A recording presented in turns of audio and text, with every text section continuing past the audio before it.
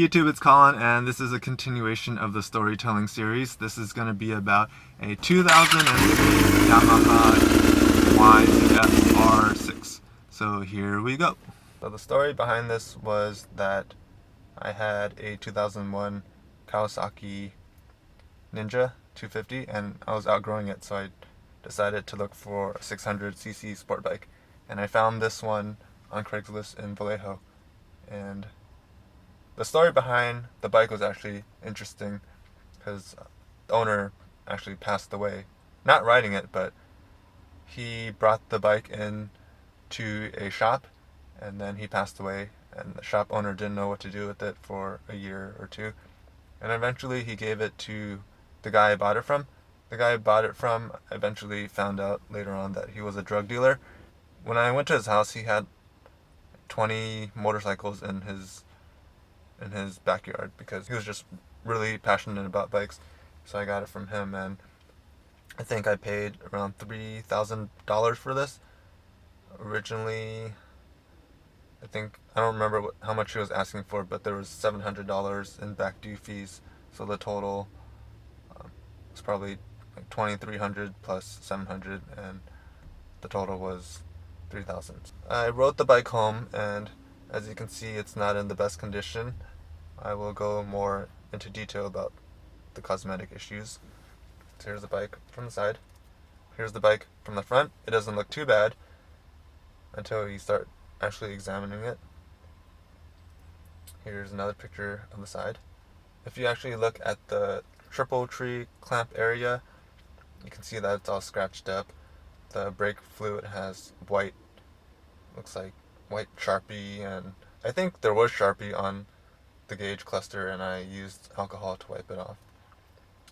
This is the mirror that is held on by electrical tape. The gas tank did not have a key. The way to open it was by pulling up this flower, and the tank was scratched. Here's the gauge again. It had a lot of Sharpie paint on it that I had to use alcohol to rub off. Here's the back fender that is scratched. The exhaust was scratched. The panels were just like painted and cracking and all other stuff. Here's the guard for the headers that was cracked. Here's more damage on the upper fairing, and the signal was also missing. More damage, and the condition of the bike wasn't that great. When I pulled the spark plugs out, they were corroding.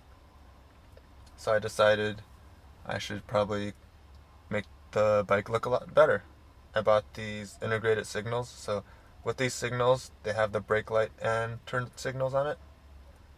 And I was looking for inspiration on what I can do with this bike, so I thought this was cool. It was like a graffiti kind of sticker that you apply, but it was like $300, and it doesn't actually replace the fairings, it just kind of masks it.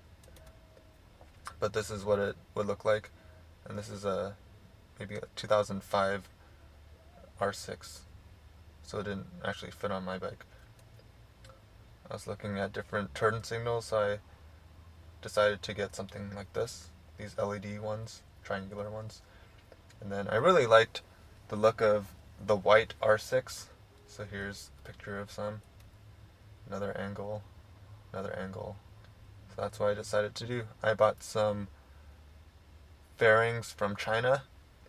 I think I paid maybe $350 for the entire set, and it actually looks pretty nice, but in terms of fitment, it's nothing close to OEM. A lot of it did not fit on properly, and it was loose and it would rattle while I rode. So this is the rear fairing that's on, and also the turn signal. This is the quality of the fairing. It's pretty nice. The clear coat's on good. And then this is with everything on. You can see that I put the integrated turn signals in the front, and then these carbon fiber mirror looking things. Here's a closer angle and from the side. And this is the signal on. This is the brake light on, and then with the signal on. I decided to replace the windscreen with a double bubble, like tinted screen. So that's that. And there's also a frame slider, just one, because the other one I had to drill into the fairing, which I didn't want to do at the time. And I eventually painted the tank and replaced the front fender, wheel fender. So as you can kind of see that the tank doesn't actually match the color of everything else, and there's an issue with the tank. When I first took it off and painted it and put it back on, the bike wasn't starting, and I eventually brought it to a shop and realized that one of the gaskets for the gas pump was swelling, so like it wasn't getting gas, so that's why it wasn't working. And like one thing I don't like about going to shops is that they charge like 75 to 95 an hour, and they spent like 2.5 hours on it, and for something that takes not that long to do, and like it's pretty simple to do. But I was kind of desperate at the time because the bike wasn't running and I was freaking out, and they fixed it. But yeah, going to shops is pretty expensive. Here's the bike from the back, and then I decided to put a carbon fiber sticker over the triple tree clamp just to give it a more cleaner look. And here's the bike before I sold it. Another angle. I also put on these blue rim tape just to give it some pop. Another angle. Another angle.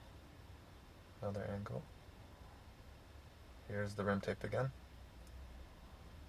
The exhaust hanger was actually, there's some cosmetic damage, so the way I fixed that was I flipped it around and also polished the exhaust to get rid of a lot of the scratches. So this is what it looks like after I did that. It looks a lot better than it was in the beginning, but there's still some scrapes on the exhaust. And here's the back. And what I did with the gas tank was that I bought a replacement. So this one, it actually just screws off, and it used to be black, but being exposed to the sunlight, it made it fade to this brownish bronze color. And that's it. I actually have 2 videos on YouTube of the bike where I walked around it and started it up, so I'll just include those right now.